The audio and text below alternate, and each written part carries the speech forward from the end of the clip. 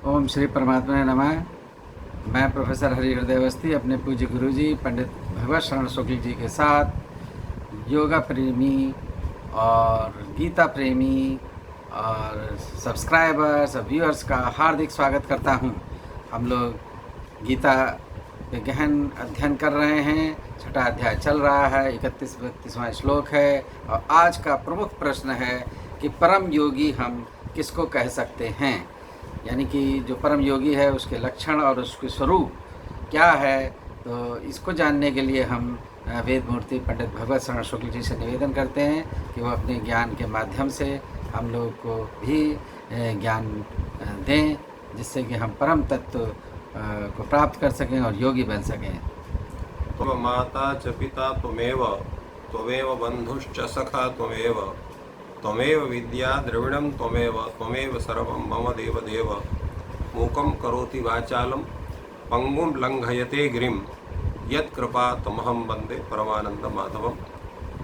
इस चैनल का अवलोकन कर रहे सभी विद्वद्गण, सभी छात्र वृंद एवं सज्जन वृंद और इस चैनल के संस्थापक एवं व्यवस्थापक आचार्य हरिहृदय अवस्थी जी, योगी की जो साधना है वो वस्तुतः संपूर्ण संसार के कल्याण की कामना से होती है, केवल अपनी ही कामना से नहीं।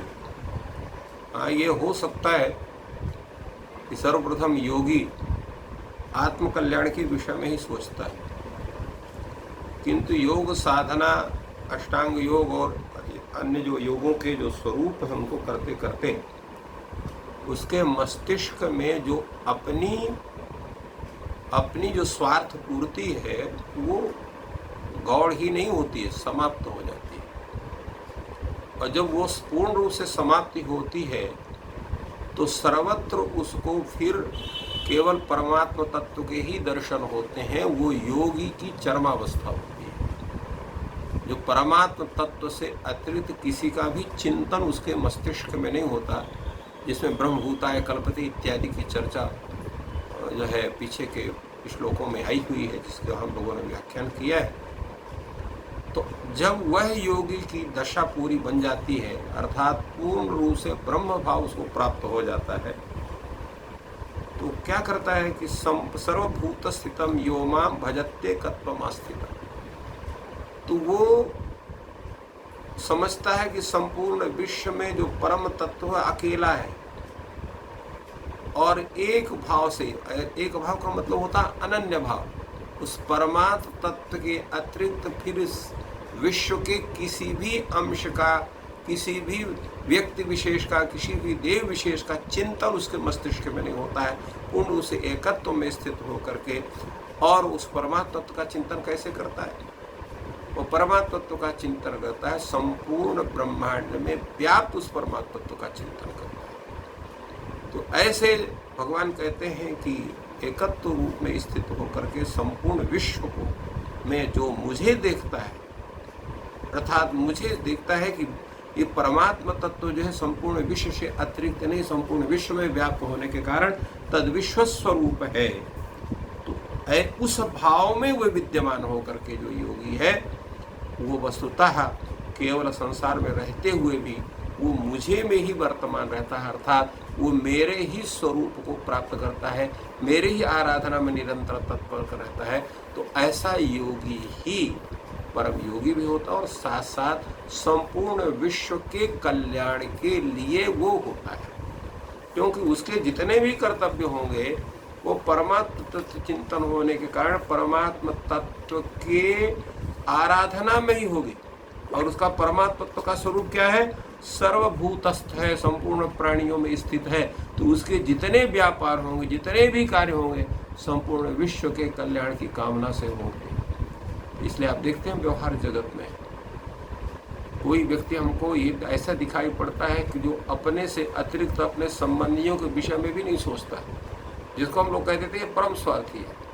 कुछ ऐसे होते हैं जो अपने संबंधियों के विषय में सोचते हैं, दूसरे के विषय में नहीं सोचते हैं, तो कहे चलो भाई ये तो परिवार के विषय में सोचता है। कुछ ऐसे होते हैं अपने मित्र मंडली भाई बंधुओं के विषय में सोचते हैं, और एक ऐसा होता है कि अपने क्षेत्र के विषय में सोचता है, परंतु इन सबसे ऊपर भी एक होता है जो संपूर्ण राष्ट्र के प्रति, संपूर्ण विश्व के कल्याण की भावना से ओतप्रोत होकर उसके विषय में सोचता है। और जो वो परम योगी है वो संपूर्ण ब्रह्मांड के कल्याण की कामना से वो उसकी संपूर्ण प्रक्रियाएं होती हैं, क्योंकि संपूर्ण ब्रह्मांड में उसको उस नारायण का ही स्वरूप दिखाई पड़ता है, नारायण के अतिरिक्त स्वरूप नहीं दिखाई पड़ता। इसलिए एक जो परम योगी है संपूर्ण विश्व के लिए उपयोगी बनता है, केवल एक व्यक्ति के लिए उपयोगी नहीं होता है। क्यों ऐसा उसको कहा गया? कहा कि आत्मौपम्येन सर्वत्र समम पश्यति अर्जुन। जो ऐसा योगी है अपने उस परमात्म तत्व के स्वरूप में ही सर्वत्र सबको देखता है। ऐसा नहीं है कि वो दूसरे को भिन्न रूप में, दूसरे को भिन्न रूप में देखेगा।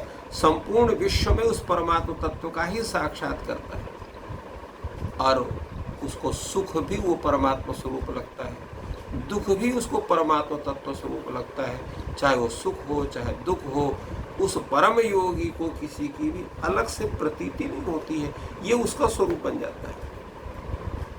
क्यों इसकी प्रतीति नहीं होती है? कारण यह है कि सुख और दुख का जो स्वरूप, उसके जो साधन है, उसके जो हेतु हैं, वो हेतु भी उसको वो सुख के ही साधन के रूप में या परमात्म तत्व के आराधना के रूप में सुख और दुख दोनों होते हैं। कारण वो दोनों को प्रभु कृपा मानता है। जैसे एक दिन हमने बतलाया था कि द्रौपदी उन्हें कुंती जो है, जब भगवान चलने लगे तो कुंती ने कहा मुझे भी आप कुछ वरदान दो, अब तो सबको देते हैं। कुंती ने जब इस तरह से भगवान श्री कृष्ण से कहा तो उन्होंने कहा कि आप मांगिए, क्या वरदान मांगती हैं? तो कुंती ने कहा हे प्रभु मुझे आप दुख दे दो। क्यों दुख दे दें भाई? कहा कि दुख में भगवान का स्मरण अधिक होता है। तो इससे क्या होता है? अर्थात जो आराधक है उसको दुख में भी भगवान के ही स्वरूप के दर्शन होते हैं, और सुख में भी भगवान के स्वरूप के दर्शन होते हैं, और दुख में अधिक भगवान के स्वरूप के दर्शन होते हैं। यद्यपि यहाँ पर देवकी का कथन जो है, कुंती का जो कथन है, वह एक दूसरे स्वरूप में है, किंतु जो आराधक है, जो योगी है, उसकी और एक विशिष्ट दृष्टि, उससे भी उदात्त दृष्टि होती है। इसलिए वो सुख को भी और दुख को भी, वो सब दोनों को प्रभु की कृपा मानता है। और वास्तविकता भी है, हम अपने स्वार्थ से केवल सुख को चाहते हैं, दुख को नहीं चाहते हैं। दुख होता है तो रोने लगते हैं, सुख होता है तो हम दुर्भिमानी बन जाते हैं। क्यों? इसलिए कि प्रभु की कृपा का प्रवेश हमारे मस्तिष्क में नहीं है, हमारे आत्म तत्व में उस रूप में नहीं है जिसकी हमें आवश्यकता है।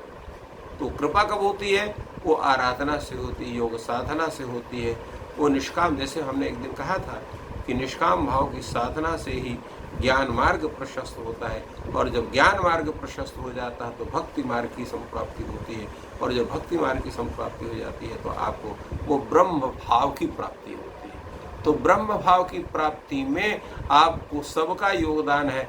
वो कर्मयोग का भी योगदान है, ज्ञान योग का भी योगदान है, और भक्ति योग का भी योगदान है। तो ये जब संपूर्ण जब योग साधना आपकी परिपूर्ण होती है, जब आपका मस्तिष्क पूर्ण रूप से शुद्ध हो जाता है, उस परमात्म तत्व का साक्षात्कार या परमात्म तत्व की प्रतीति आप बुद्धि के द्वारा करते हैं, सात्विक बुद्धि के द्वारा करते हैं। राजस स्वरूप जो आपका है, तामस स्वरूप है, वो जो भस्म हो जाता है, केवल सात्विक स्वरूप की संप्राप्ति होती है, तभी आप वो ब्रह्म भाव को प्राप्त करते हैं। और जब ब्रह्म भाव का आपको प्राप्त है, तभी आप अपने आत्म सदृश संपूर्ण विश्व को देखते हैं। ये स्थिति आपकी होती है तो सुख भी आपको सुख लगता है, दुख भी आपको दुख लगता है। न सुख सुख लगता है, न दुख दुख लगता है, सर्वत्र आपकी समान दृष्टि होती है। तो ये स्वरूप है परम योगी का। परम योगी की स्वरूप का प्राप्त करना ये बहुत सरल नहीं है, परंतु असंभव भी नहीं। हम उसकी साधना हम सब कोई कर सकते हैं, बस उसके लिए दृढ़ निश्चय करके उस पर प्रवृत्त होना है, और साथ साथ ऐसे गुरु को प्राप्त करना है कि जो हमें उस योग साधना के माध्यम से उस क्षेत्र में उस परम अवस्था को प्राप्त करा सके। तो गीता एक ऐसा ज्ञान है कि जो स्वयं गुरु भी है, स्वयं मत पथ प्रदर्शक भी है, स्वयं साधना के संपूर्ण नियमों को बतलाने वाला है। तो अगर हम उसके माध्यम से अपनी संपूर्ण प्रक्रिया किसी विद्वान के समक्ष उसके देखरेख में अगर हम साधनाओं को करते हैं तो निश्चित है हम भी ब्रह्म भाव को प्राप्त करके परम योगी की अवस्था को प्राप्त कर सकते हैं।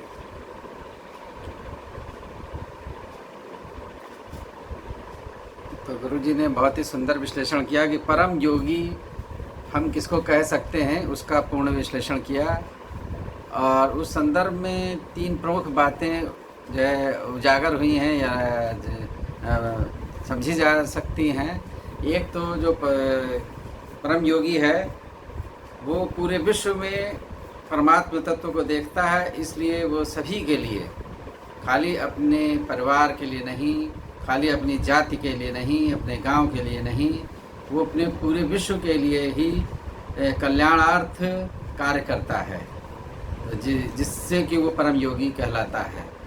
तो उसमें ये एक भाव उत्पन्न हो जाता है, वो जो है वो जो भाव उत्पन्न हो रहा है वो उसके समदर्शी होने से हो रहा है। और दूसरी बात जो है, जो उससे पहले के अध्यायों में गुरुजी बता चुके हैं कि वो स्थिति प्रज्ञ हो जाता है, जिससे कि उसे सुख दुख प्रभावित नहीं कर पाते। तो ये जो बहुत ही सुंदर विश्लेषण गुरुजी ने किया।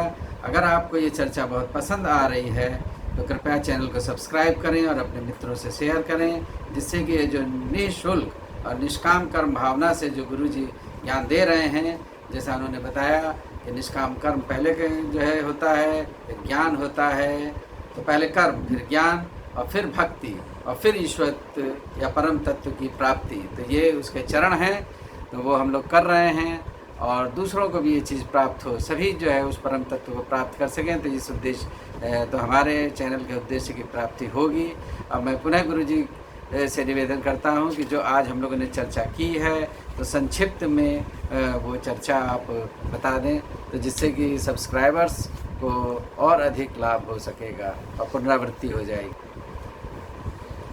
तो ब्रह्म भूत की, ब्रह्म स्वरूप की संप्राप्ति अर्थात पहले ब्रह्म भाव को प्राप्त करना, और ब्रह्म भाव को प्राप्त करके संपूर्ण विश्व में व्याप्त उस परमात्म तत्व की आराधना में उपस्थित होना, और सर्वथा ये समझे कि उस परमात्म तत्व में ही हमारी स्थिति है, और अपने समान संपूर्ण प्राणियों में एक ही स्वरूप में सबको देखना, जितने भी संसार के जितने प्राणी हैं, और चाहे सुख हो चाहे दुख हो, सभी अवस्थाओं में उस परमात्म तत्व के चिंतन से अपने को व्यतिरिक्त न करके सुख और दुख में भी उसी परमात्म तत्व का जो चिंतन करता है उसी को हम परम योगी कह सकते हैं।